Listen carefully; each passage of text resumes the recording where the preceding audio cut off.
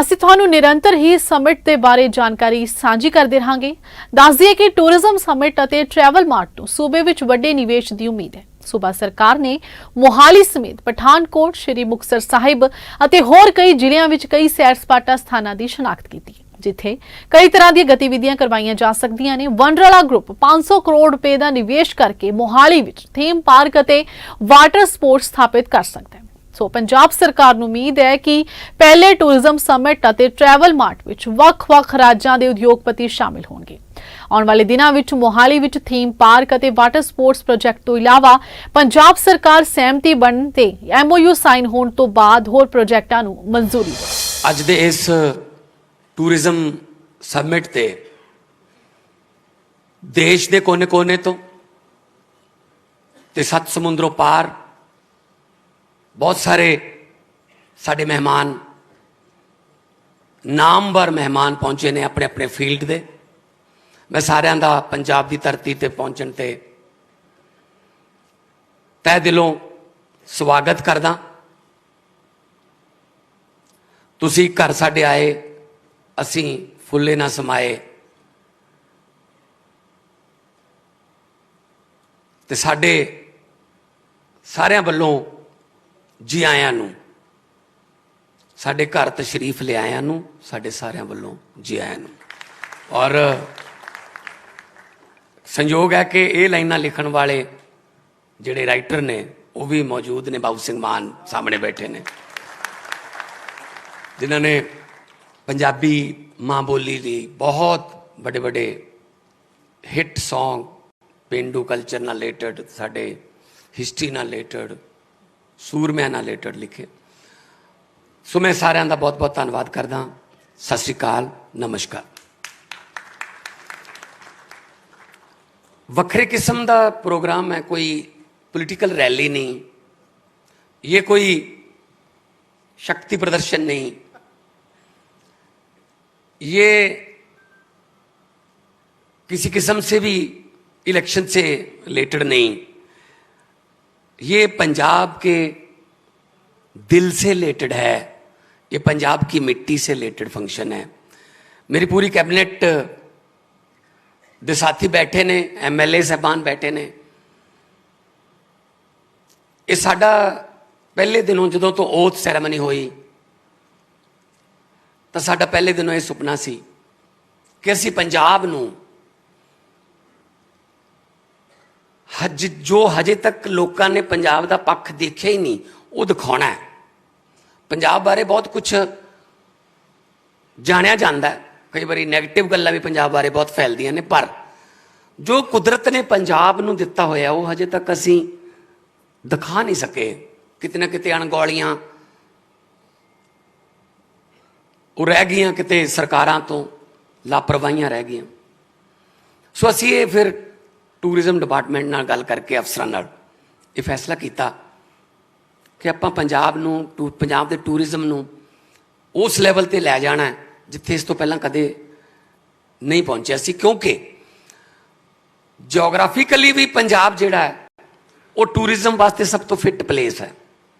क्योंकि मनाली जाना है तो पंजाब विच जाना है, कुल्लू जाना है पंजाब विच जाना है, मंडी, कांगड़ा, शिमला, किते ना किते पंजाब की धरती ने टच। जे किते धार्मिक टूरिज्म पक्षों गल करिए, चाहे बगलामुखी जाना है, चाहे चिंतपूर्णी माता ते जाना, मणिकरण साहब जाना, नैना देवी जाना, तो पंजाब दे विचों रस्ता जाता है। पंजाब अपने आप च जिस तरह पहला जिक्र किया गया कि रिलीजियस टूरिज्म पक्षों पंजाब का कोई देश के विच सानी नहीं। 1 लाख डेली दी फुटफॉल है कल्ले अमृतसर साहब की। 1 लाख बंदा नतमस्तक होना आउंदा। सो असी चाहुंदे हां कि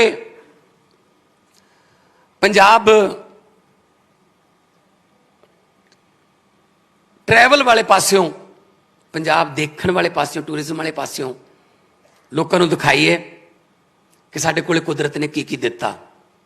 आम तौर पर फिल्मों के सरों के खेत ਜਾਂ ਹਰੇ ਭਰੇ ਖੇਤ ਤੁਸੀਂ ਦੇਖ ਲੈਂਦੇ ਹੋ, ਪਰ ਨਹੀਂ, ਉਹ ਤੋਂ ਬਿਨਾਂ ਵੀ ਬਹੁਤ ਕੁਝ ਹੈ ਜੋ ਤੁਹਾਨੂੰ PDF ਫਾਈਲ ਦੇ ਵਿੱਚ ਟੂਰਿਜ਼ਮ ਤੁਹਾਡੇ ਕੋਲੇ ਪਹੁੰਚ ਗਿਆ ਹੋਊਗਾ। ਮੈਂ ਕਿੱਥੋਂ ਸ਼ੁਰੂ ਕਰਾਂ, ਮੈਨੂੰ ਸਿਰਾ ਨਹੀਂ ਲੱਭਦਾ, ਕਿਉਂਕਿ ਪੰਜਾਬ ਉਹ ਧਰਤੀ ਹੈ ਜਿੱਥੇ ਹਰ ਪਿੰਡ ਦੇ ਵਿੱਚ 12,600 ਦੇ ਕਰੀਬ ਪਿੰਡ ਨੇ। ਹਰ ਪਿੰਡ ਦੇ ਵਿੱਚ ਉਹ ਕੋਈ ਪਿੰਡ ਇਹੋ ਜਿਹਾ ਨਹੀਂ ਹੋਊਗਾ ਜਿੱਥੇ ਕਿਸੇ ਸ਼ਹੀਦ ਦਾ ਬੁੱਤ ਨਾ ਹੋਵੇ, ਜਾਂ ਸ਼ਹੀਦ ਦੇ ਨਾਂ ਤੇ ਉਹਦਾ ਗੇਟ ਨਾ ਹੋਵੇ, ਜਾਂ ਸਟੇਡੀਅਮ ਨਾ ਹੋਵੇ, ਜਾਂ ਸਕੂਲ ਨਾ ਹੋਵੇ। ਭਾਵੇਂ ਆਜ਼ਾਦੀ ਤੋਂ ਪਹਿਲਾਂ ਵਾਲੀਆਂ ਸ਼ਹੀਦੀਆਂ, ਭਾਵੇਂ ਆਜ਼ਾਦੀ ਵੇਲੇ ਦੀਆਂ ਸ਼ਹੀਦੀਆਂ, ਭਾਵੇਂ ਆਜ਼ਾਦੀ ਤੋਂ ਬਾਅਦ ਆਜ਼ਾਦੀ ਨੂੰ ਬਚਾ ਕੇ ਰੱਖਣ ਦੀਆਂ ਸ਼ਹੀਦੀਆਂ ਹੋਣ, ਸਾਡਾ ਕੋਈ ਪਿੰਡ ਇਹੋ ਜਿਹਾ ਨਹੀਂ ਹੈਗਾ ਜਿੱਥੇ ਕੋਈ ਸ਼ਹੀਦੀ ਬਲੀਦਾਨ ਨਾ ਦਿੱਤਾ ਗਿਆ ਹੋਵੇ।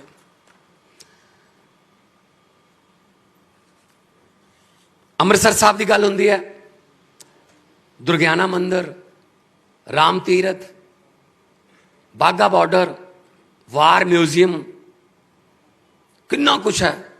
ਉਹ ਧਰਤੀ ਜਿੱਥੇ ਸ਼ਹੀਦ ਆਜ਼ਮ ਭਗਤ ਸਿੰਘ ਹੋਰੀ, ਮੈਂ ਇੱਕ ਦਿਨ ਅੰਮ੍ਰਿਤਸਰ ਸਾਹਿਬ ਜਾ ਰਿਹਾ ਸੀ, ਕੋਈ ਫੰਕਸ਼ਨ ਸੀ, ਤਾਂ ਉੱਪਰੋਂ ਹੈਲੀਕਾਪਟਰ ਤੋਂ ਮੈਨੂੰ ਜਿਹੜੀ ਲਾਹੌਰ ਤੋਂ ਦਿੱਲੀ ਨੂੰ ਰੇਲਵੇ ਲਾਈਨ ਜਾਂਦੀ ਹੈ ਉਹ ਦੇਖੀ, ਤਾਂ ਮੈਂ ਸੋਚਿਆ ਕਿ ਇਸ ਰੇਲਵੇ ਲਾਈਨ ਤੋਂ ਪਤਾ ਹੀ ਨਹੀਂ ਕਿੰਨੀ ਵਾਰ ਸ਼ਹੀਦ ਆਜ਼ਮ ਭਗਤ ਸਿੰਘ, ਰਾਜਗੁਰੂ ਸੁਖਦੇਵ ਹੋਰੀ ਇੱਥੋਂ ਲਾਹੌਰ ਤੋਂ ਕਲਕੱਤਾ ਜਾਂਦੇ ਸੀ, ਲਾਹੌਰ ਤੋਂ ਕਾਨਪੁਰ ਜਾਂਦੇ ਸੀ ਜਦੋਂ ਆਜ਼ਾਦੀ ਦੀ ਜੰਗ ਲੜ ਰਹੀ ਸੀ। ਕਿੰਨੀ ਵਾਰੀ ਲੰਘੇ ਹੋਣਗੇ ਇੱਥੋਂ ਦੀ। ਸਾਡਾ ਚੱਪਾ ਚੱਪਾ ਚਰਨ ਛੋਹ ਪ੍ਰਾਪਤ ਹੈ, ਚਾਹੇ ਗੁਰੂਆਂ ਦੀ, ਚਾਹੇ ਫਕੀਰਾਂ ਦੀ, ਚਾਹੇ ਸ਼ਾਇਰਾਂ ਦੀ, ਚਾਹੇ ਸ਼ਹੀਦਾਂ ਦੀ। ਮੇਰੇ ਕੋਲ ਇੰਡਸਟਰੀਲਿਸਟ ਆਉਂਦੇ ਆ ਬਹੁਤ, ਇਨਵੈਸਟ ਕਰਨਾ ਹੈ, ਵੈਰੀ ਗੁੱਡ, ਕਰੋ ਜੀ, ਕੋਈ ਪ੍ਰੋਬਲਮ ਤਾਂ ਨਹੀਂ, ਦਿੱਕਤ ਤਾਂ ਨਹੀਂ ਆਊਗੀ। ਮੈਂ ਉਹਨਾਂ ਨੂੰ ਕਹਿਣਾ ਕਿ ਸਰਕਾਰੀ ਤੌਰ ਤੇ ਤਾਂ ਚਲੋ ਅਸੀਂ ਦਿੱਕਤਾਂ ਦੂਰ ਕਰ ਦਾਂਗੇ, ਸਰਕਾਰੀ ਤੌਰ ਤੇ ਤਾਂ ਕੋਈ ਨਹੀਂ ਆਉਣੀ, ਪਰ ਇੱਕ ਗੱਲ ਮੈਂ ਤੁਹਾਨੂੰ ਕਹਿਣੀ ਚਾਹੁੰਦਾ, ਜਿਹੜੇ ਬੰਦੇ ਨੇ, ਜਿਸ ਤਰ੍ਹਾਂ ਸੁਨੀਲ ਪੌਲ ਨੇ ਗੱਲ ਕਹੀ ਕਿ ਜਿਹੜੇ ਬੰਦੇ ਨੇ ਇੱਕ ਵਾਰੀ ਪੰਜਾਬ ਦੇ ਵਿੱਚ ਕੋਈ ਕੰਮ ਸ਼ੁਰੂ ਕਰ ਲਿਆ, ਇੰਨੀ ਬਰਕਤ ਵਾਲੀ ਧਰਤੀ ਹੈ, ਉਹਨੂੰ ਘਾਟਾ ਨਹੀਂ ਪੈਂਦਾ ਜੀ। ਇੰਨੀ ਬਰਕਤ ਵਾਲੀ ਧਰਤੀ, ਉਹਨੂੰ ਘਾਟਾ ਨਹੀਂ ਪਊਗਾ ਕਦੇ। ਮੈਂ ਪੰਜਾਬੀਆਂ ਬਾਰੇ ਕਹਿਣਾ ਹੁੰਦਾ, ਅਸੀਂ ਗਲੋਬਲ ਸਿਟੀਜ਼ਨ ਆ। ਫਿਜੀ ਤੋਂ ਲੈ ਕੇ ਵੈਸਟ ਕੋਸਟ ਜਿਹੜਾ ਕੈਲੀਫੋਰਨੀਆ ਦਾ, ਉੱਥੇ ਤੱਕ ਚਲੇ ਜਾਓ, ਤੁਹਾਨੂੰ ਪੰਜਾਬੀ ਜ਼ਰੂਰ ਮਿਲੂਗਾ, ਔਰ ਸਕਸੈਸਫੁਲ ਪੰਜਾਬੀ ਮਿਲੂਗਾ। ਪੰਜਾਬੀ ਕਦੇ ਭੀਖ ਮੰਗਦਾ ਨਹੀਂ ਮਿਲੂਗਾ ਤੁਹਾਨੂੰ, ਕਦੇ ਸਕਸੈਸਫੁਲ, ਉਲਟ ਹਾਲਾਤਾਂ 'ਚ ਕੰਮ ਕਰਕੇ ਸਕਸੈਸਫੁਲ। ਇੱਥੋਂ ਗਏ ਸੀ ਜਦੋਂ ਦਿੱਲੀ ਵਾਲੇ 에ਅਰਪੋਰਟ ਤੋਂ, ਜਦੋਂ ਜਹਾਜ਼ ਨੇ ਟਾਇਰ ਤਾਂ ਉੱਪਰ ਚੱਕ ਲਏ, ਰਨਵੇ ਤੋਂ ਉੱਡਿਆ, ਤਾਂ ਜਿਹੜੇ ਉਹਨਾਂ ਦੇ ਜੇਬਾਂ 'ਚ 20 ਰੁਪਏ ਜਾਂ 50 ਰੁਪਏ ਸੀ, ਕਾਗਜ਼ ਬਣ ਜਾਂਦੇ ਸੀ। ਕਿਤੇ ਨਹੀਂ ਬਦਲਾਉਂਦਾ ਸੀ ਉਸ ਵੇਲੇ ਭਾਰਤ ਦੀ ਕਰੰਸੀ ਨੂੰ। ਤੇ ਜਾ ਕੇ ਉੱਥੇ ਮਿਹਨਤਾਂ ਕੀਤੀਆਂ, 18 ਘੰਟੇ ਕੰਮ ਕੀਤਾ। ਮੈਨੂੰ ਫਰਾਂਸ ਦੇ ਵਿੱਚ ਕੁਝ ਬੰਦੇ ਮਿਲੇ, ਜਦੋਂ ਐਜ਼ ਐਨ ਆਰਟਿਸਟ ਮੈਂ ਸ਼ੋਅ ਕਰਨ ਜਾਂਦਾ ਸੀ। ਉਹ ਕਹਿੰਦੇ ਜੀ ਜਦੋਂ ਇੱਥੇ ਆਏ ਸੀ ਤਾਂ ਇੰਨੀ ਜ਼ਿਆਦਾ ਠੰਡ ਸੀ ਕਿ ਪਹਿਲਾਂ ਤਾਂ ਸਾਨੂੰ ਜਿਹੜਾ ਸਟੋਵ ਹੈ ਉਹ ਬਾਲ ਕੇ ਟੂਟੀ ਥੱਲੇ ਕਰਨਾ ਪੈਂਦਾ ਸੀ, ਤਾਂ ਕਿ ਜੰਮਿਆ ਹੋਇਆ ਪਾਣੀ ਜਿਹੜਾ ਹੈ ਉਹ ਪਿਘਲ ਸਕੇ ਤੇ ਚਾਹ ਬਣਾਉਣ ਵਾਸਤੇ ਪਾਣੀ ਦਾ ਗਲਾਸ ਭਰੀਏ। ਤੇ ਅੱਜ ਉਹ ਸਭ ਤੋਂ ਮਹਿੰਗੇ ਬਿਜ਼ਨਸਾਂ ਦੇ ਮਾਲਕ ਨੇ, ਸਭ ਤੋਂ ਮਹਿੰਗੇ ਉਹਨਾਂ ਕੋਲ ਗੱਡੀਆਂ ਨੇ, ਤੇ ਉਹਨਾਂ ਦੇ ਅੰਡਰ 200, 250 ਫਰਾਂਸ ਦੇ ਸਿਟੀਜ਼ਨ, ਫਰਾਂਸ ਦੇ ਗੋਰੇ ਕੰਮ ਕਰਦੇ ਆ ਉੱਥੇ ਉਹਨਾਂ ਦੇ ਅੰਡਰ। ਇਹ ਪੰਜਾਬੀ ਹੈ ਜੀ, ਇਹ ਮਿਹਨਤੀ ਕੌਮ ਹੈ, ਹਾਰਡ ਵਰਕਿੰਗ ਕੌਮ। ਜਿੱਥੇ ਜਾਂਦੇ ਆ ਮੁਕਾਮ ਬਣਾ ਲੈਂਦੇ ਆ।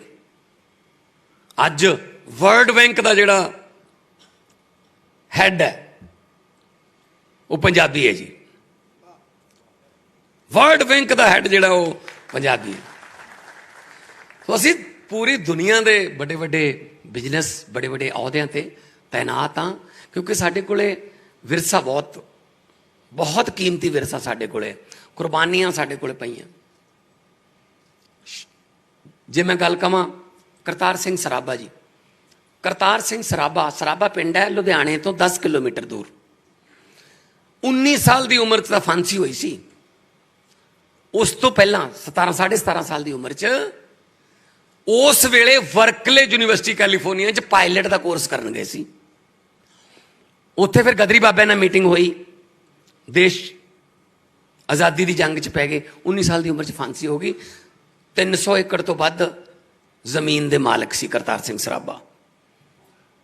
ਜੇ ਉਹ ਕਹਿ ਦਿੰਦੇ ਆਪਾਂ ਨੇ ਕੀ ਲੈਣਾ ਹੈ, ਆਪਣੇ ਕੋਲ ਹੈਗੀ ਹੈ ਜ਼ਮੀਨ,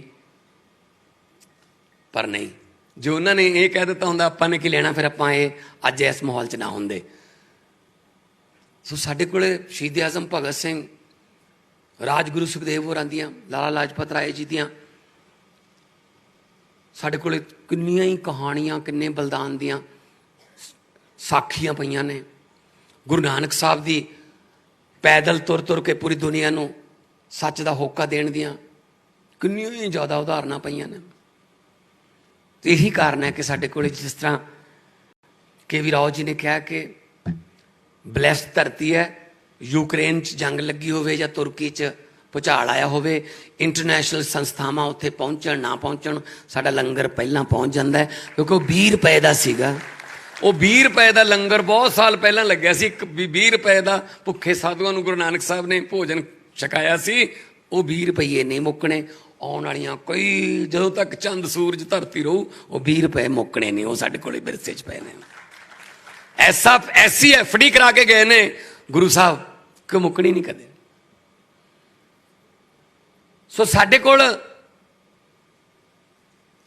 ਕਲਚਰ ਹੈ, ਅਸੀਂ ਹੱਸਣ ਖੇਡਣ ਨੱਚਣ ਟੱਪਣ ਵਾਲੇ ਲੋਕ ਹਾਂ। ਕੋਈ ਵੀ ਵਿਆਹ, ਕੋਈ ਸ਼ਾਦੀ ਪੰਜਾਬੀ ਭੰਗੜੇ ਬਿਨਾ ਨਾ ਕੰਪਲੀਟ ਮੰਨੀ ਜਾਂਦੀ ਹੈ, ਨਾ ਪੰਜਾਬੀ ਖਾਣੇ ਬਿਨਾ। ਔਰ ਪੰਜਾਬੀ ਨੇ ਜਿੱਥੇ ਜਾਣਗੇ ਆਪਣਾ ਖਾਣਾ ਤੇ ਗਾਣਾ ਇਹ ਨਾਲ ਲੈ ਕੇ ਜਾਂਦੇ ਆ। ਤੁਸੀਂ ਜਿਹੜੇ ਮਰਜ਼ੀ ਢਾਬੇ ਤੇ ਰੁਕ ਜਾਓ, ਨਾਲੇ ਤਾਂ ਆਲੂ ਦਾ ਪਰੌਂਠਾ, ਨਾਲ ਹੀ ਕੈਸਟਾਂ ਤੇ ਸੀਡੀਆਂ ਦੀ ਦੁਕਾਨ ਹੁੰਦੀ ਹੈ। ਇੱਧਰਲੇ ਪਾਸੇ ਖਾਣਾ ਹੈ, ਇੱਧਰਲੇ ਪਾਸੇ ਗਾਣਾ ਹੈ, ਇਹ ਨਾਲ ਹੀ ਲੈ ਕੇ ਜਾਂਦੇ।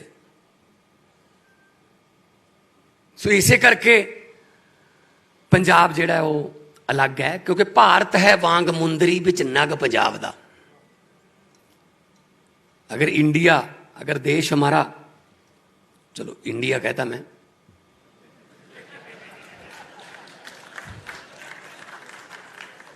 इतराज होंदा कईयां नूं, भारत, हिंदुस्तान, तो ये साडा जे देश जिहड़ा है, जे नंबर 1 देश बनाउणा है दुनिया च, ਉਹਦੀ ਇੱਕੋ ਇੱਕ ਛੋਟੀ ਜਿਹੀ ਸ਼ਰਤ ਹੈ ਬਸ, ਪੰਜਾਬ ਨੂੰ ਨੰਬਰ 1 ਸੂਬਾ ਬਣਾ ਦਿਓ, ਉਹ ਤੋਂ ਬਾਅਦ ਫਿਰ ਦੇਸ਼ ਨੰਬਰ 1 ਬਣੂਗਾ। ਇੰਡਸਟਰੀ ਪੱਖੋਂ, ਐਜੂਕੇਸ਼ਨ ਪੱਖੋਂ, ਹੈਲਥ ਫੈਸਿਲਿਟੀਜ਼ ਪੱਖੋਂ, ਕਲਚਰ ਪੱਖੋਂ ਕੋਈ ਕਮੀ ਨਹੀਂ। ਅਸੀਂ ਜਦੋਂ ਦੀ ਸਰਕਾਰ ਬਣੀ ਅਸੀਂ ਲੱਗੇ ਹੋਏ ਹਾਂ, ਅਸੀਂ ਹੈਲਥ ਵਾਲੇ ਪਾਸੇ ਕੰਮ ਕਰ ਰਹੇ ਹਾਂ, ਅਸੀਂ ਮੈਡੀਸਿਟੀ ਸਾਡਾ ਬਣ ਰਿਹਾ, ਤਿਆਰ ਹੋ ਰਿਹਾ, ਅਸੀਂ ਮੈਡੀਕਲ ਟੂਰਿਜ਼ਮ ਵੱਲ ਵੀ ਖਾਸ ਤੌਰ 'ਤੇ ਧਿਆਨ ਦੇ ਰਹੇ ਹਾਂ। ਅਸੀਂ ਮੈਡੀਕਲ ਕਾਲਜ ਬਣਾਵਾਂਗੇ, ਬਣ ਰਹੇ ਨੇ ਕਪੂਰਥਲਾ ਤੇ ਹੁਸ਼ਿਆਰਪੁਰ ਸ਼ੁਰੂ ਹੋ ਚੁੱਕੇ ਨੇ। ਇੱਥੇ ਵੀ ਆ ਬਿਲਕੁਲ ਨਾਲ ਹੀ ਗੁਆਂਢ 'ਚ ਪੜੋਸ ਦੇ ਵਿੱਚ ਹੀ ਹੈ ਜਿਹੜਾ ਮੋਹਾਲੀ ਵਾਲਾ ਮੈਡੀਕਲ ਕਾਲਜ। ਇਹ ਸਾਨੂੰ ਆਈਡੀਆ ਕਿੱਥੋਂ ਆਇਆ ਕਿ 23 ਜ਼ਿਲ੍ਹੇ ਨੇ ਯਾਰ, ਲਗਭਗ ਹਰ ਜ਼ਿਲ੍ਹੇ ਨੂੰ ਕੋਈ ਨਾ ਕੋਈ ਮੈਡੀਕਲ ਕਾਲਜ ਟੱਚ ਕਰੇ। ਇਹ ਉਦੋਂ ਆਇਆ ਜਦੋਂ ਮੈਨੂੰ ਯੂਕਰੇਨ 'ਚੋਂ 350 MBBS ਦੇ ਸਟੂਡੈਂਟ ਕੱਢਣੇ ਪੈ ਗਏ ਬਾਹਰ ਉੱਥੋਂ, ਜਦੋਂ ਲੜਾਈ ਲੱਗੀ। ਅਸੀਂ ਕਿਹਾ ਯਾਰ 25 ਸਾਲ ਪਹਿਲਾਂ ਆਜ਼ਾਦ ਹੋਇਆ ਮੁਲਕ ਹੈ, ਉੱਥੇ ਜਾ ਰਹੇ ਆਪਣੇ ਬੱਚੇ MBBS ਕਰਨ, ਕਾਰਨ ਇੱਥੇ 3 ਕਰੋੜ ਲੱਗਦਾ, ਉੱਥੇ 30 ਲੱਖ ਲੱਗਦਾ, ਆਹ ਫਰਕ ਹੈ। ਅਸੀਂ ਕਿਹਾ ਯਾਰ ਕਿਉਂ ਨਹੀਂ ਅਸੀਂ ਐਜੂਕੇਸ਼ਨ MBBS ਲੈਵਲ ਦੀ ਇੱਥੇ ਨਹੀਂ ਦੇ ਪ੍ਰੋਵਾਈਡ ਕਰਾ ਸਕਦੇ, ਅਸੀਂ ਇੱਥੇ ਕਰਵਾਵਾਂਗੇ, ਇੱਥੇ ਸਾਡੇ ਪੜ੍ਹ ਕੇ ਬੱਚੇ MBBS ਕਰਨ। ਫਿਰ UPSC ਦੇ ਅਸੀਂ ਟ੍ਰੇਨਿੰਗ ਸੈਂਟਰ ਖੋਲ ਰਹੇ ਹਾਂ 8, ਔਰ ਫ੍ਰੀ ਐਜੂਕੇਸ਼ਨ, ਫ੍ਰੀ ਟ੍ਰੇਨਿੰਗ ਹੋਊਗੀ ਹਰ ਇੱਕ ਵਾਸਤੇ।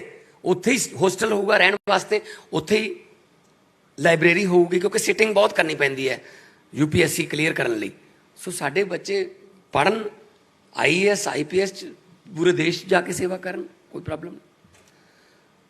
ਮੈਨੂੰ ਦੱਸਦਿਆਂ ਖੁਸ਼ੀ ਹੋ ਰਹੀ ਹੈ, ਮੈਨੂੰ ਮੂੰਹ ਜ਼ਬਾਨੀ ਯਾਦ ਹੈ ਗੱਲ, ਜਦੋਂ ਤੋਂ ਅਸੀਂ ਇਨਵੈਸਟ ਪੰਜਾਬ सबमिट किया। मैं खुद गया सी, हैदराबाद भी मैं गया, मैं चेन्नई गया, बेंगलोर गया, मुंबई गया, मैं सारिਆਂ ਨੂੰ सद्दा पत्र देन गया कि आओ पंजाब च आओ।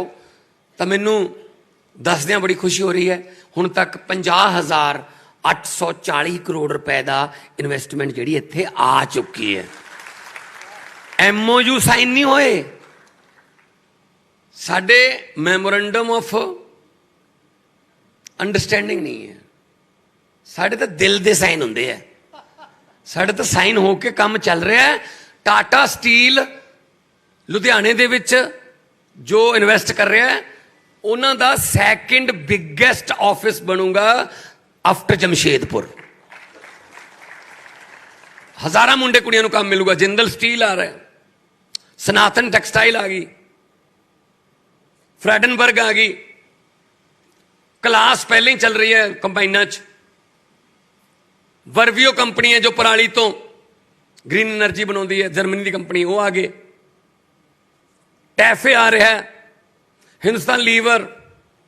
तुसी देखो, मैनू हैरानी हुई जो मैं पता लग्या मैनू किसान कैचअप वो नाभे बनती है, टमाटर नासिक तो आते हैं। मैं कहा जी वो किहड़ी चीज़ है जिहड़ी साडी धरती ते नहीं उग सकती, सानू तुसी वो वैरायटी दस दो, थोड़े 20 किलोमीटर के रेडियस चो सारे टमाटर पैदा करके दिखा देंगे थोनू। बस ये ना इच्छा शक्ति चाहिए है।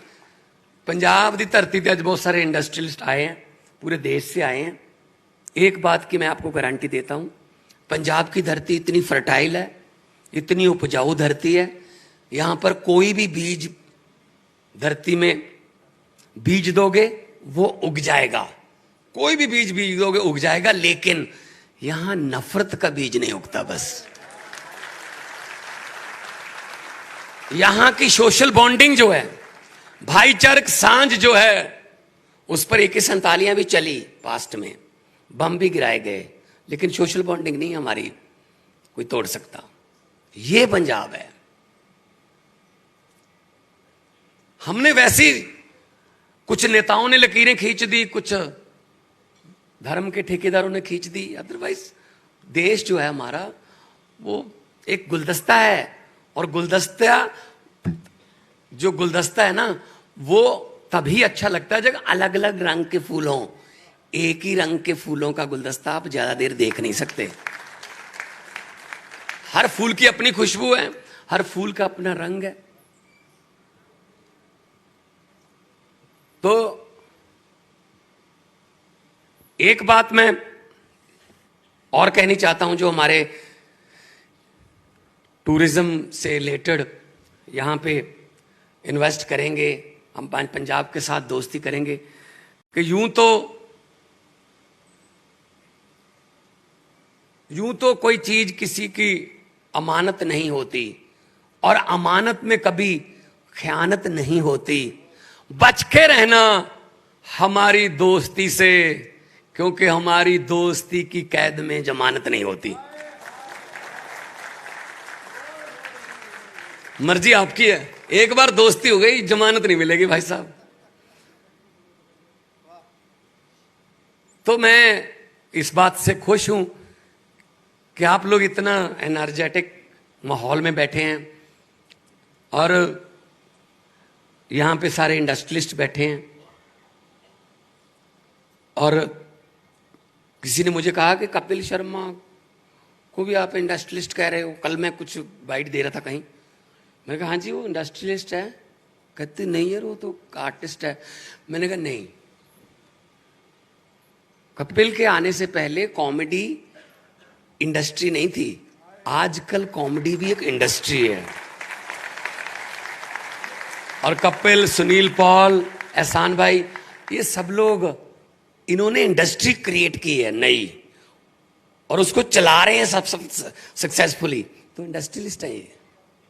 Laughter is the best medicine. और सबसे ज्यादा बड़ी उद्योग जो है वो आजकल यही है। आजकल तो डॉक्टर भी अपनी प्रिस्क्रिप्शन में लिखते हैं हंसना जरूर है। भूल गए हम हंसना, जो हमको भगवान ने दी थी एक नेमत, वो वापस कर दी हमने। मतलब इतनी लंबी दौड़ों में हम लोग पड़े हुए हैं, पता ही नहीं जाना कहां है। जिधर पड़ोसी भाग रहा है उधर ही चलते जाओ।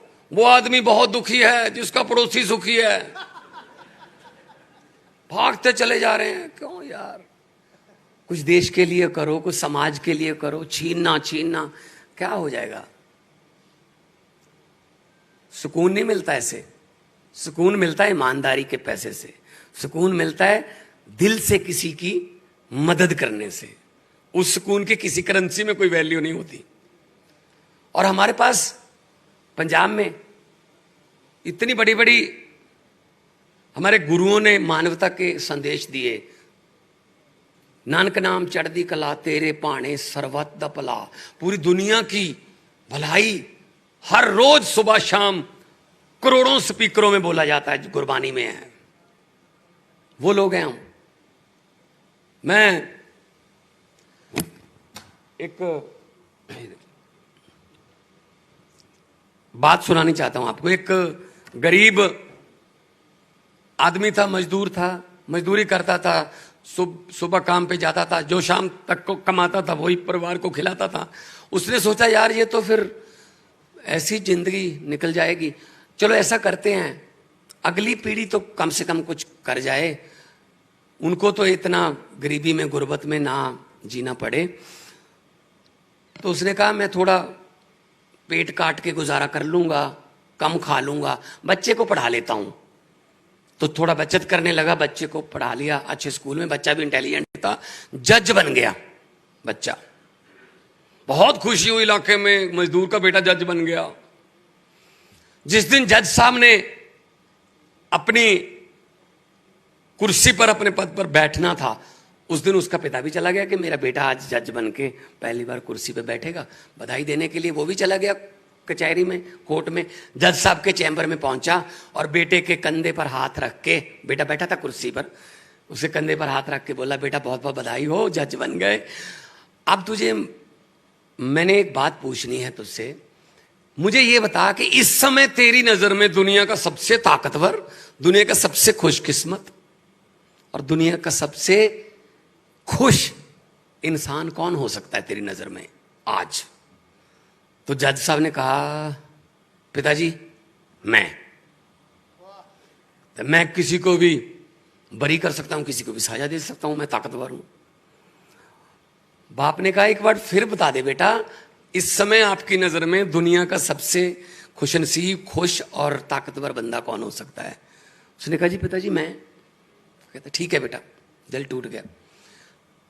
जाने लगा, डोर के पास खड़े होके पीछे मुंह करके फिर पूछा, बाप का प्यार जागा थोड़ा, कि बेटा बता दे एक बार फिर, इस वक्त दुनिया का सबसे खुशनसीब, खुश और ताकतवर बंदा कौन हो सकता है तेरी नजर में? कहता पिताजी तुम। वो वापस आ गया, कहता यार यही बात मैंने आपसे 15 सेकंड पहले 2 बार पूछी थी, तो आपने अपना नाम लिया था, अब तुम कह रहे हो कि मेरा नाम ले रहे हो। उस जज ने, उस बेटे ने, मजदूर के बेटे ने जवाब दिया, पिताजी जब आपने पहली 2 बार पूछा था ना मुझसे, तब आपका हाथ मेरे कंधे पर था। जिस आप जैसे बाप का हाथ जिसके कंधे पर हो, उससे ज्यादा खुशनसीब, उससे ज्यादा खुश और ताकतवर कौन हो सकता है? और जब आपने तीसरी बार डोर के पास जाके पूछा, उस समय आपका हाथ मेरे कंधे पर नहीं था। ताकतवर तो तुम ही हो, बस मेरे कंधे पर हाथ है आपका बस। तो हमारे पास ऐसे गुरु हैं, ऐसी गुरबानी है कि कंधे पर हाथ है पंजाबियों के, उन गुरुओं की बानी का और उन शहीदों के बलिदानों का। इसीलिए सबसे खुश, सबसे खुशकिस्मत और सबसे ताकतवर पंजाब ही होगा, पंजाब ही करना। मैं आंकड़ों में नहीं पढ़ना चाहता कि हमारे पास क्या है, कितने बिलियन डॉलर, कितने लाख सैलानी। मैं तो सीधा बोलने वाला हूं कि भाई यहां आएंगे, मक्की की रोटी सरसों का साग का सीजन तो शुरू होने वाला है, बस अक्टूबर में हो जाता है। वही साग तड़का लग लग के 12 फरवरी तक चलता है, और जितना तड़का लगता जाएगा साग अच्छा होता जाएगा। हर फेस्टिवल सीजन हमारा, फेस्टिवल तो हमारा हर रोज कोई ना कोई फेस्टिवल होता है।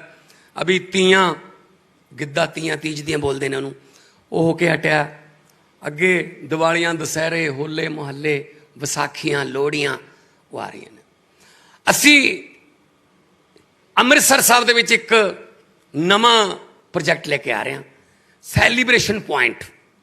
ਉਹਦੇ 'ਚ ਕੀ ਕਰਾਂਗੇ ਅਸੀਂ 50 ਜਾਂ 100 ਏਕੜ ਦੇ ਨੇੜੇ ਤੇੜੇ ਜ਼ਮੀਨ ਲੈ ਕੇ ਥੋੜਾ ਬਾਹਰ ਸ਼ਹਿਰ ਤੋਂ ਉੱਥੇ ਮੈਰਿਜ ਪੈਲੇਸ, ਉੱਥੇ ਖੁਸ਼ੀ ਮਨਾਉਣ ਲਈ ਬੈਂਕੁਏਟ ਹਾਲ ਤੇ ਨਾਲ ਹੀ ਉੱਥੇ ਰਹਿائش ਦਾ ਪ੍ਰਬੰਧ ਹੋਊਗਾ। 25,000 ਰੁਪਏ ਤੋਂ ਲੈ ਕੇ 10 ਲੱਖ ਰੁਪਏ ਤੱਕ ਦੇ ਜਿਹੜੇ ਬੈਂਕੁਏਟ ਹਾਲ ਨੇ। ਤੁਸੀਂ ਚਾਹੁੰਦੇ ਹੋ ਆਪਣੇ ਬੇਟੇ ਦੀ ਸ਼ਾਦੀ, ਆਪਣੀ ਬੇਟੀ ਦੀ ਸ਼ਾਦੀ ਸ਼੍ਰੀ ਅੰਮ੍ਰਿਤਸਰ ਸਾਹਿਬ ਦੀ ਪਵਿੱਤਰ ਧਰਤੀ ਤੇ ਹੋਵੇ ਤੇ ਉਸੇ ਦਿਨ ਹੀ ਅਸੀਂ ਮੱਥਾ ਟੇਕ ਕੇ ਆਈਏ, ਤਾਂ ਤੁਹਾਡੇ ਇਕੋਨਮੀ ਮੁਤਾਬਕ ਉੱਥੇ ਤੁਹਾਨੂੰ ਜਿਹੜੀ ਹੈ ਬੈਂਕਟ ਹਾਲ ਮਿਲੂਗਾ, ਨਾਲ 3 ਸਟਾਰ 4 ਸਟਾਰ ਹੋਟਲ ਵੀ ਹੋਊਗਾ। ਕੋਈ ਚਾਹੁੰਦਾ ਮੈਂ ਨਵਾਂ ਸਾਲ ਉੱਥੇ ਮਨਾਵਾਂ, ਕੋਈ ਚਾਹੁੰਦਾ ਮੈਂ ਦੀਵਾਲੀ ਮਨਾਵਾਂ, ਕੋਈ ਕਹਿੰਦਾ ਮੈਂ ਪੰਜਾਮੀ ਆਪਣੇ ਬਰਥਡੇ ਮਨਾਵਾਂ, ਕੋਈ ਕਹਿੰਦਾ ਬੱਚੇ ਦਾ ਬਰਥਡੇ ਮਨਾਵਾਂ। ਸੈਲੀਬ੍ਰੇਸ਼ਨ ਪੁਆਇੰਟ ਹੋਊਗਾ ਕਿ ਕੋਈ ਵੀ ਖੁਸ਼ੀ ਮਨਾਉਣੀ ਹੈ ਤੁਸੀਂ ਆਪਣੇ ਦੋਸਤਾਂ ਨਾਲ, ਮਿੱਤਰਾਂ ਨਾਲ, ਉਹ ਤੁਹਾਨੂੰ ਇੱਕੋ ਜਗ੍ਹਾ ਤੇ ਇੱਕ ਐਸੀ ਉਹ ਮਿਲ ਜੂਗੀ ਫੈਸਿਲਿਟੀ ਕਿ ਤੁਸੀਂ ਆਪਣੀ ਇਕੋਨਮੀ ਮੁਤਾਬਕ ਜਿਵੇਂ ਮਰਜ਼ੀ ਕਰ ਸਕਦੇ ਹੋ।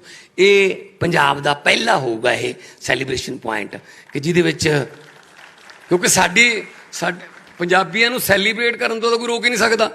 ਅੱਜ ਤਾਂ ਥੋੜੀ ਜਿਹੀ ਜਗ੍ਹਾ ਮਿਲ ਜਾਏ ਤਾਂ 7:30 ਵਾਲੀਆਂ ਖਬਰਾਂ ਤੇ ਵੀ ਨੱਚ ਲੈਂਦੇ ਹਾਂ। ਸੋ ਸਾਨੂੰ ਖੁਸ਼ੀਆਂ ਮਨਾਉਣੀਆਂ ਬਹੁਤ ਆਉਂਦੀਆਂ, ਪਰ ਕਈ ਵਾਰੀ ਜਗ੍ਹਾ ਨਹੀਂ ਹੁੰਦੀ ਸਾਡੇ ਕੋਲੇ। ਉਹ ਪੁਆਇੰਟ ਵੀ ਮਿਲਣਗੇ ਤੁਹਾਨੂੰ। ਔਰ ਇਕੋ ਟੂਰਿਜ਼ਮ ਤੇ ਜ਼ੋਰ ਦੇ ਰਹੇ ਹਾਂ। ਵੈਲਨੈਸ ਸੈਂਟਰ, ਆ ਜਿਹੜਾ ਏਰੀਆ ਨਾ ਪੰਜਾਬ ਦਾ, ਇਹ ਏਰੀਆ ਜਿਹੜਾ ਇੱਥੋਂ ਸ਼ੁਰੂ ਹੋ ਜਾਂਦਾ ਮੋਹਾਲੀ ਤੋਂ, ਇਹ ਨਾਲ ਨਾਲ ਹਿਮਾਚਲ ਦੀ ਸਰਹੱਦ ਦੇ ਨਾਲ ਨਾਲ ਜਾਂਦਾ ਰਣਜੀਤ ਸਾਗਰ ਡੈਮ ਤੱਕ। ਰਣਜੀਤ ਸਾਗਰ ਡੈਮ, ਉਹਦੇ ਨਾਲ 10 ਕਿਲੋਮੀਟਰ ਇੱਕ ਚਮਰੋੜ ਜਗ੍ਹਾ, ਚਮਰੋੜ ਇੱਕ ਪਾਸੇ ਜੰਮੂ ਕਸ਼ਮੀਰ ਦੀ ਪਹਾੜੀ ਹੈ, ਇੱਧਰ ਹਿਮਾਚਲ ਦੀ ਪਹਾੜੀ ਹੈ, ਇੱਧਰ ਪੰਜਾਬ ਵਾਲੀ ਪਹਾੜੀ ਹੈ। ਔਰ 57 ਕਿਲੋਮੀਟਰ ਦੇ ਰੇਡੀਅਸ ਦੀ ਲੇਕ ਹੈ। ਇਸ ਤੋਂ ਵੱਧ ਬਲੂ ਵਾਟਰ ਦੇਸ਼ ਦੇ ਵਿੱਚ ਕਿਤੇ ਨਹੀਂ ਮਿਲ ਸਕਦਾ। ਤੁਸੀਂ ਜਾ ਕੇ ਆਇਓ ਕਦੇ। ਚਮਰੋੜ ਲੈ ਕੇ ਜਾਣਾ ਮੈਡਮ, ਜਿੰਨੇ ਵੀ ਕੋਈ ਚਾਹੁੰਦੇ ਆ। ਹੋਟਲ ਉਸ ਧਰਮਸ਼ਾਲਾ ਤੇ ਡਲਹੌਜ਼ੀ ਦੇ ਵਿਚਾਲੇ ਹੈ। ਕਿਸੇ ਨੇ ਧਰਮਸ਼ਾਲਾ ਜਾਣਾ ਜਾਂ ਡਲਹੌਜ਼ੀ ਜਾਣਾ, ਉੱਥੇ ਰੁਕਣਾ ਬਣਦਾ। ਬਹੁਤ ਕਮਾਲ ਦੀ ਜਗ੍ਹਾ ਹੈ, ਕੁਦਰਤ ਨੇ ਦਿੱਤੀ ਹੈ। ਪਾਪੂਲਰ ਦੇ ਇੱਕ ਪਾਸੇ ਪਾਪੂਲਰ ਦੇ ਦਰਖਤ ਨੇ, ਇੱਕ ਪਾਸੇ ਸ਼ਿਵਾਲਿਕ ਦੀਆਂ ਪਹਾੜੀਆਂ ਨੇ। ਕਿਆ ਨਜ਼ਾਰਾ ਬਣਦਾ ਹੈ। ਸੋ ਰਾਓ ਸਾਹਿਬ ਆਏ ਆ। ਅਸੀਂ ਇੱਥੇ ਮਿਨਿਸਟਰ ਵੀ ਆਪਣੇ ਅਮਨ ਅਰੋੜਾ ਜੀ ਬੈਠੇ ਆ। ਇਹ ਤੁਹਾਡੇ ਸਟੂਡੀਓ ਦੇ ਵਿੱਚ ਅਸੀਂ ਭੇਜੇ ਸੀਗੇ ਦੇਖਣ ਵਾਸਤੇ ਕਿ ਦੇਖ ਕੇ ਆਓ, ਤੇ ਆਪਾਂ ਉਸ ਤਰ੍ਹਾਂ ਦਾ ਜਿਹੜਾ ਪ੍ਰੋਜੈਕਟ ਹੈ ਪੰਜਾਬ 'ਚ ਕਰਾਂਗੇ। ਅਸੀਂ ਪੰਜਾਬ ਦੇ ਵਿੱਚ ਫਿਲਮ ਸਿਟੀ ਜਿਹੜੀ ਉਹ ਤਿਆਰ ਕਰ ਰਹੇ ਹਾਂ। ਤੁਹਾਡੇ ਵਰਗੇ ਐਕਸਪੀਰੀਅੰਸ ਦੀ ਸਾਨੂੰ ਜ਼ਰੂਰਤ ਹੋਊਗੀ। ਸਾਡੇ ਕਪਿਲ ਭਾਜੀ ਬੈਠੇ ਹੈ, ਸੁਨੀਲ ਜੀ ਬੈਠੇ, ਅਹਿਸਾਨ ਕੁਰੈਸ਼ੀ ਬੈਠੇ ਹੈ, ਕਿਉਂਕਿ ਇੰਡਸਟਰੀ ਨੂੰ ਬਿਲੋਂਗ ਕਰਦੇ ਆ, ਬਾਲੀਵੁੱਡ ਇੰਡਸਟਰੀ ਨੂੰ ਬਿਲੋਂਗ ਕਰਦੇ ਆ, ਔਰ ਬਿਲੋਂਗ ਨਹੀਂ ਕਰਦੇ, ਲੀਡ ਕਰਦੇ ਆ। ਸੋ ਮੈਂ ਇਹਨਾਂ ਨੂੰ ਬੇਨਤੀ ਕਰੂੰਗਾ, ਤੁਸੀਂ ਆਪਣੇ ਕੁਲੀਗ ਨੂੰ, ਤੁਸੀਂ ਦੇਖੋ ਕਪਿਲ ਭਾਜੀ ਜਿਹੜੇ ਨਾ, ਇਹ ਬੰਬੇ 'ਚ ਆਪਣੇ ਛੱਡੇ ਹੋਏ ਬੰਦੇ ਨੇ। ਇਹ ਇਕੱਠੇ ਕਰ ਲਿਆਉਂਦੇ ਆ ਇਹ ਵੀ ਇੱਧਰ ਆਓ, ਇੱਧਰ ਆਓ, ਇੱਧਰ ਆਓ, ਠੀਕ ਹੈ ਨਾ। ਸੋ ਕਿਉਂਕਿ ਇਹਨਾਂ ਕੋਲੇ ਸਾਰੇ ਆਉਂਦੇ ਆ, ਇਹ ਕਹਿ ਦਿੰਦੇ ਉੱਥੇ ਬਸ ਵੀ ਪੰਜਾਬ 'ਚ ਆ ਜਾਓ, ਸ਼ੂਟਿੰਗ ਕਰਨੀ ਹੈ ਪੰਜਾਬ 'ਚ ਕਰੋ shooting. Not only shooting, post production ਵੀ ਇੱਥੇ ਹੋਵੇ, ਫਿਲਮ ਰਿਲੀਜ਼ ਹੀ ਇੱਥੋਂ ਹੋਵੇ। ਜਿਸ ਦਿਨ ਪਹਿਲਾ ਸ਼ਾਟ ਉਹਦਾ ਹੋਵੇ, ਪਹਿਲਾ ਜਿਹੜਾ ਮਹੂਰਤ ਸ਼ਾਟ, ਉੱਥੋਂ ਲੈ ਕੇ ਰਿਲੀਜ਼ਿੰਗ ਤੱਕ ਇੱਥੋਂ ਤੁਹਾਨੂੰ, ਸਾਡੇ ਕੋਲੇ ਬਹੁਤ ਸੋਹਣੀ ਲੈਂਡ, 50, 100, 500 ਏਕੜ ਜਿੰਨਾ ਤੁਹਾਨੂੰ ਚਾਹੀਦਾ ਹੋਊਗਾ। ਅਸੀਂ ਉੱਥੇ बड़े बड़े प्रोड्यूसर्स, दर्शन बग्गा जी ने भी बुलाया, होर बहुत सारे मेरे दोस्त मित्र बैठे ने, मैं जानदा प्रोड्यूसर ने। तो वो आओ, तुहानूं इत्थे काम भी मिलूगा। सब तो वधिया गल जिहड़ी है, ऐसे ऐसे कमाल दे को आर्टिस्ट मिलणगे कि जिहड़ा मेन आर्टिस्ट है वो भी कई बारी जिहड़ा सोचण लग जांदा, यार इहो जिहा कुछ इत्थे ही पिया है। को आर्टिस्ट साडे कोले, और किन्नी हॉस्पिटैलिटी असीं देवांगे। साडे जिहड़े जिवें सत्ती जी काफ़ी देर बाद अज स्टेज ते मैनूं देखने का मौका मिलिया। इन्होंने जाके उत्थे कैनेडा दे विच वकालत दी डिग्री लई, ते अजकल ये टोरंटो दे विच वकील ने। सो सानू थोड़ा जिहा मौका मिलना चाहिए। अगे तो असीं आप ही जगह बना लैंदे, फिर वो तो साडे च कला हैगी है। वो तो मैं भी एक बारी जदों मैं पहलां जो CD दे विच किते कीता सीगा कि पंजाबी इन्ने ज़्यादा हार्ड वर्किंग ने, कि जिस वेले नील एमस्ट्रंग पहली बार अमरीका का जिहड़ा साइंटिस्ट सी चंद ते गया, झंडा लहराया, तो उन्हें सोचा कि थोड़ा घूमे आने आ। अगले मोड़ ते गया तो एक पंजाबी शेरे पंजाब ढाबा खोली बैठा सी। वो कहता यार मैं सोच रहा सी दुनिया का पहला बंदा मैं हाँ कि जिन्हें चंद ते पैर धरे, तो तू इधर किधर? वो कहता पुछना भरावा, कपूरथले दे एक ट्रैवल एजेंट नाल कनेडा ले जाने की 25 लाख च गल हुई सी, आ पता नहीं कित्थे ला गया यार, असीं तो बहुत चिर पहले पहुंचे हुए हैं जी। ये भी हो सकता है कि वो इस वक्त चंद्रयान चढ़े फिरते हो भी कोई समान भेजा देश वालों अपने मुल्क चो आया। असीं तो इन्ने इन्ने एडवांस असीं इस मामले च। कोई बॉर्डर जिहड़ा है, चाहे वो इकोनमी का बॉर्डर है, चाहे वो कल्चर का है, चाहे लैंगुएज का है, पंजाबी जिहड़े उन्हां बॉर्डरां नूं क्रॉस कर लेंदे है।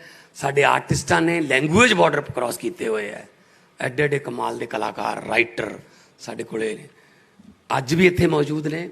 तो इंडस्ट्रीलिस्ट खास तौर पर मैं तुहानूं बेनती करदा, होटल इंडस्ट्री च आउणा है, वाटर टूरिज्म च आउणा है, तुसीं जो तुसीं कहोगे। साडी पॉलिसी इतनी फ्लैक्सीबल है। कई बार की हुंदा ना, कोई चीज़ नूं वरत के इस्तेमाल करके बाद च पता लगता है कि इह च की कमियां ने।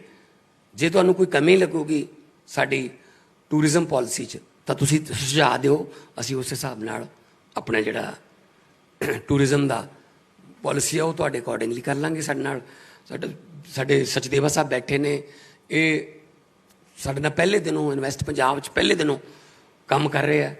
सो मैं तो यही कहना, अच्छा इदों पहला पता की हुंदा सी, देखो सिंगल विंडो तो हुंदी सी पहला भी, पर हरेक अफसर की अपनी अपनी विंडो हुंदी सी। असीं कहा भी ये तो नहीं चलूगा। सो मैं कित्थों पता लग्या, मेरे को एक इंडस्ट्री वाले आए, कपिल एक इंडस्ट्रियलिस्ट थे, वो कहते जी पंजाब में इंडस्ट्री लगानी है, इतने 100 करोड़ में इन्वेस्ट करूंगा और इतने लोगों को काम मिलेगा। मैंने कहा बहुत अच्छी बात है, बस सरकार की तरफ से सपोर्ट चाहिए। मैंने कहा जी बिल्कुल सपोर्ट देंगे आपको। फिर उसने कहा सर पहले मैं 2 बार आया था, एक बार बादल साहब थे, एक बार कैप्टन साहब थे, मैं पहले से भी सोच रहा हूँ यहाँ इन्वेस्ट करने के लिए, बस सरकार की तरफ से सपोर्ट चाहिए। मैंने कहा मिलेगी, बिल्कुल मिलेगी। फिर बातों में मैं चाय आ गई, चाय पीने से पहले फिर सर पहले सपोर्ट मिली नहीं, अगर सरकार की सपोर्ट मिल जाए कमाल हो जाएगा। मैंने सोचा यार सरकार की सपोर्ट पर बहुत जोर दे रहा है। मैंने कहा ज़्यादा से ज़्यादा क्या मांगेगा, क्या बिजली सस्ती दे दो, मुझे ज़मीन सस्ती खरीद के दे दो, इससे और क्या सपोर्ट मांगेगा।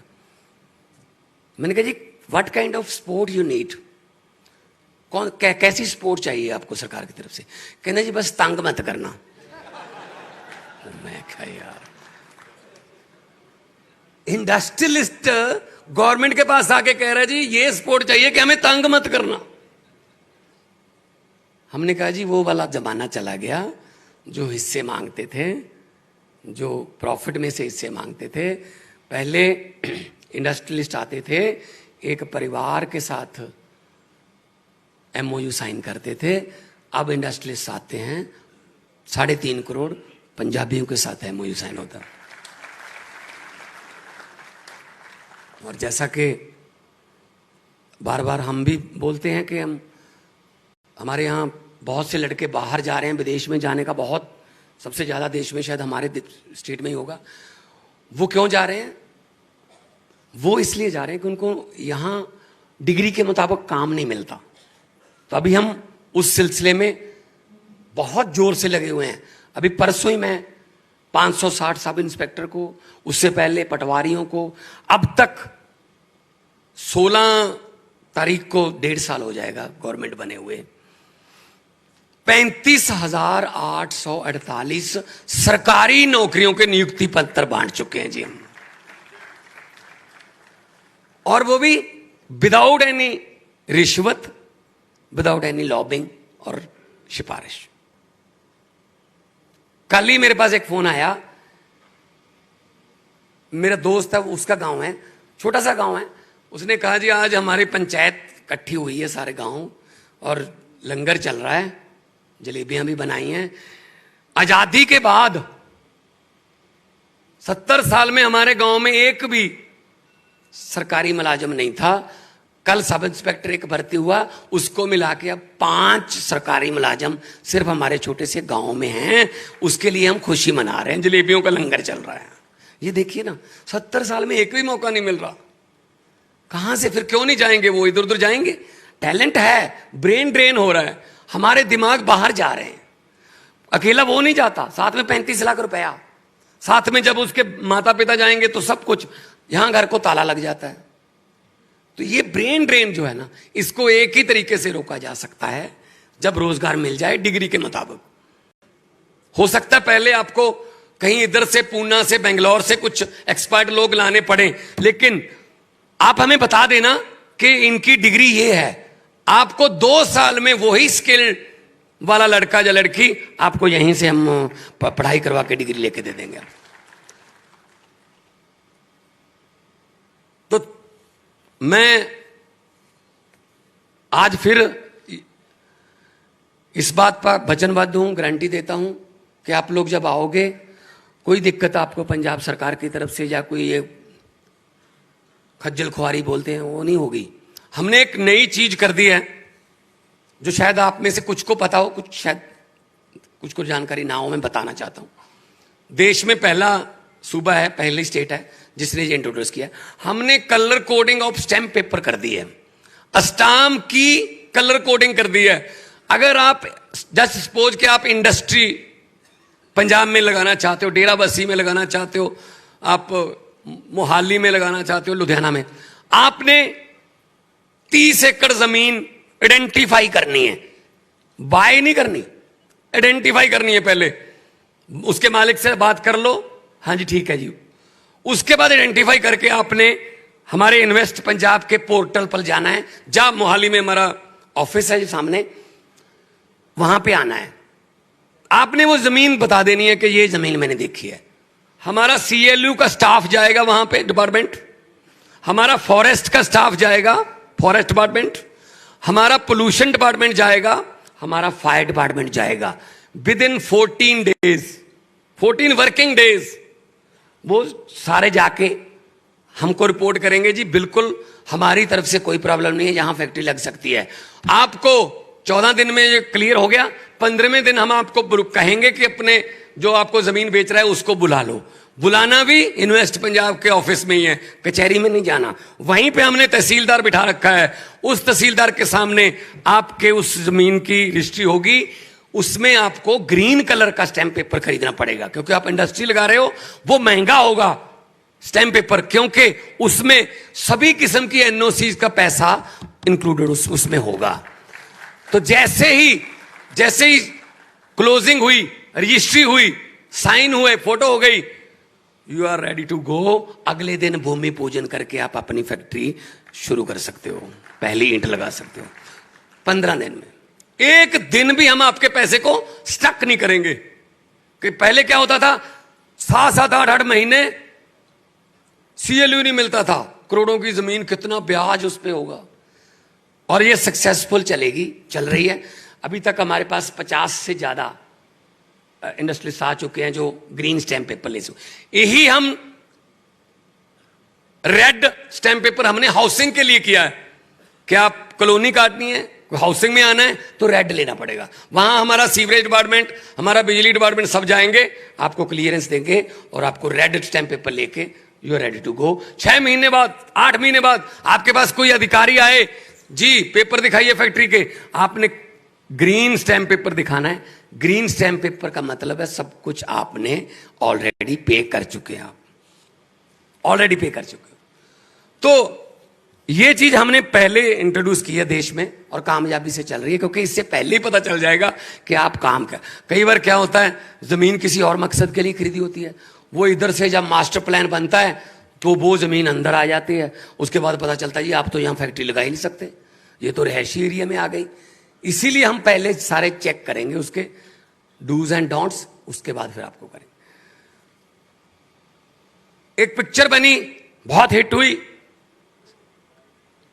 केसरी, सारागढ़ी की लड़ाई की है वो, आपने देखी होगी बहुत से लोगों ने, कैसे 21 योद्धाओं ने कितने हजार फौज का सामना किया।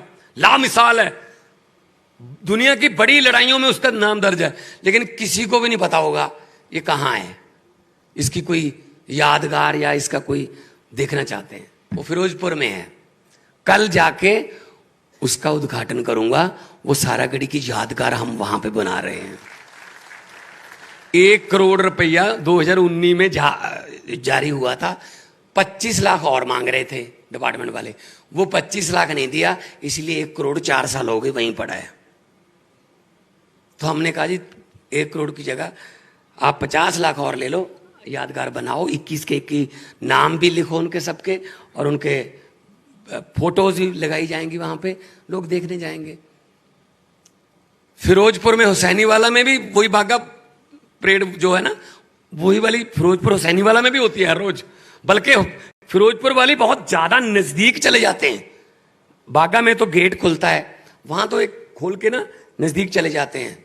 उस परेड को भी हमने एक मतलब टूरिज्म प्लेस बनाने के लिए एफर्ट शुरू कर दिए हैं। भगत सिंह जी, शहीद आजम भगत सिंह जी ने जिस पिस्टल से सांड्रस को मारा था, वो हुसैनी वाला में बीएसएफ के पास पड़ा है। कैसी कैसी चीजें, हमारे इतिहास की चीजें पड़ी हम, जिनको देखने के लिए हम तरसते हैं।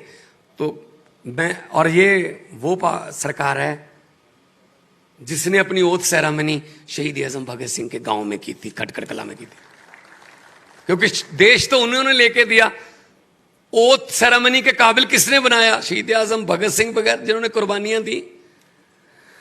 राजगुरु जो थे महाराष्ट्र से थे, पूना से थे, तो बाकी तो सारे, भगत सिंह तो बहुत लिखते रहते थे, एडिटोरियल भी लिखते थे, मेरा रंग दे बसंती चोला सब लिखते रहते थे। राजगुरु कुछ नहीं लिखते थे, तो उनको मजाक करते रहते थे वो कि राजगुरु तुम क्या लिखोगे, कभी लिखोगे कुछ? तो राजगुरु ने कहा यार मैं भी कुछ लिखूंगा, और उसको भी कभी ना कभी स्टेज पर पढ़ा जाएगा। वो कहते कहां लिखेगा, तो कब लिखेगा? फिर पूछ रहे 2 महीने बाद, राजगुरु लिखा? नहीं यार लिखा नहीं। कब लिखेगा? फांसी का ऑर्डर हो गया। कहते राजगुरु लिखेगा? कहते लिखूंगा। जेल में पूछते रहते थे, राजगुरु फांसी का दिन नजदीक आ रहा है, कुछ लिखा? कहता नहीं अभी तो लिखा, लेकिन लिखूंगा यार। देखते हैं, फांसी वाला दिन आ गया जी। ये चीज आपको किसी ने बताई नहीं होगी। फांसी वाला दिन आ गया, सुबह 4 बजे जगाने के लिए आ गया वो सिपाही कि उठो जी आज फांसी है। तो भगत सिंह और सुखदेव ने पूछा राजगुरु कुछ लिखा? कहता अभी लिखता हूं। उसको बोला सिपाही को एक कोयला ला दे, दीवार पे कुछ लिखना है, क्योंकि फांसी के जो कैदी होते हैं उनसे सब कुछ छीन लेते हैं। उसने कोयला ला के दे दिया। तो सेंट्रल जेल लाहौर की दीवार पर राजगुरु ने हिंदी में 2 लाइनें लिखी, हम भी जी सकते थे चुप रहकर, हम भी जी सकते थे चुप रहकर, हमें भी मां बाप ने पाला था दुख सहकर। ये लिखा, आधे घंटे बाद फांसी होगी भाई साहब। ये लोग हैं हमारे पास। वो भी चुप रह के जी सकते थे, क्या जरूरत पड़ी थी अंग्रेजों से माथा लड़ाइयां लेने की? लेकिन एक जज्बा, एक जुनून, तो उसी जुनून से हम पंजाब के लिए, देश के लिए काम करें। लॉ एंड ऑर्डर बिल्कुल परफेक्ट, और उसमें हम बड़े बड़े रसालों ने यहां पे किया है। इंडिया टुडे ने किया था। अब इंडिया टुडे का नाम क्या होगा? भारत टुडे, भारत टुडे उसने किया। हम दूसरे नंबर पर हैं, बेस्ट लॉ एंड ऑर्डर। पहले गुजरात है, दूसरे नंबर पर है। और मैं फिर कहता हूं, यहां लोग भाईचारे से रहने वाले लोग हैं, एक दूसरे से गले मिलने वाले लोग हैं। हाथ मिलाने का कम है, हाथ मिला के खींचने का ज्यादा रिवाज है हमारे यहाँ, जप्फी डालने का। तो आप आइए, इतनी बड़ी बड़ी इंडस्ट्री पहले आ चुकी है, और भी उनके सिस्टर कंपनीज आ रही हैं। आपको किसी भी चीज की जरूरत रहेगी, हम यहाँ पे सरकार की तरफ से आपके साथ रहेंगे। हमारी डिसीजन मेकिंग टीम यहीं बैठी है। हम ज्यादा नहीं करते कि उसमें वो फाइल इधर जाएगी, वो उधर जाएगी ना। बताइए, काम करना पंजाब के लिए। मेरा एक ही मकसद रहता है कितने बेरोजगारों को रोजगार दे दोगे? यूनिट 2 लगाने हैं, 3 लगाओ जी, 1000 बंदे को, 1000 लड़के लड़कियों को और काम दे दो। तो मैं मेरी पंजाब की जनरेशन के हाथ में से बेरोजगार हैं जो, उनके हाथों में से टीका छीन कर टिफिन पकड़ाना चाहता हूं। वो काम पे जाएं, शाम को घर पे वापस आए। आते जाते रहती हैं सरकारें, लेकिन कुछ कर जाएं तो दुआएं मिलती हैं। और गरीब की दुआ और परमात्मा की दरगाह, ये एक ही रास्ता है सीधा, नो बाईपास, सीधा जाती है वहां पे। तो मैं तो एक बार फिर मैं आपको यही कह रहा हूं कि लोगों को अक्सर कहते सुना है, जिंदा रहे तो फिर मिलेंगे। लोगों को अक्सर कहते सुना है, जिंदा रहे तो फिर मिलेंगे, लेकिन इस पंजाबी दिल ने कहा है, मिलते रहे तो जिंदा रहेंगे। आप लोग आइए, आपका स्वागत है, जी आयां नू है। और तुसी हाँ इत्थे आके, क्योंकि साडा सीजन शुरू हो रहा साग दा ते मक्की दी रोटी दा ते मक्खन दा, इत्थे आके बाकी सब कुछ सरकार तुहाडा कंट्रोल च रखूगी। अपना अपना वजन जिहड़ा वो तुसी आप अपने कंट्रोल च रखना है, क्योंकि इत्थे जे कोई महीना ला जे 2-3 किलो तो ले ही जाता इत्थों। सो इस करके सब कुछ कंट्रोल च रखांगे। तंदुरुस्तियां भी, वैलनेस सेंटर भी होणगे, कुदरती इलाज भी होणगे। हवा भी ऐसी है पंजाब दी कि इत्थे बीमार ज़्यादा हुंदे नहीं। सो इस करके असी पंजाब नूं तंदुरुस्त भी बनाउणा है, पंजाब नूं नंबर 1 भी बनाउणा है, इंडस्ट्री च भी नंबर 1 बनाउणा है, रोजगार च भी नंबर 1 बनाउणा है, खेडां च भी नंबर 1 बनाउणा है, और शिक्षा में भी नंबर 1 बनाएंगे। बस आपका सहयोग चाहिए।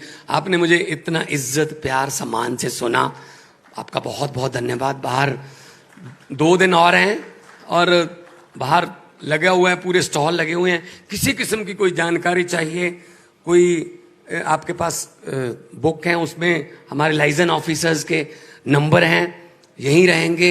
एक मेला है और देखो, मेला तुर फिर के देखीदा, तो मेला तुर फिर के देखो, जो चीज़ अच्छी लगे उस पे हमारे सुझाव, suggestions always welcome. Thank you.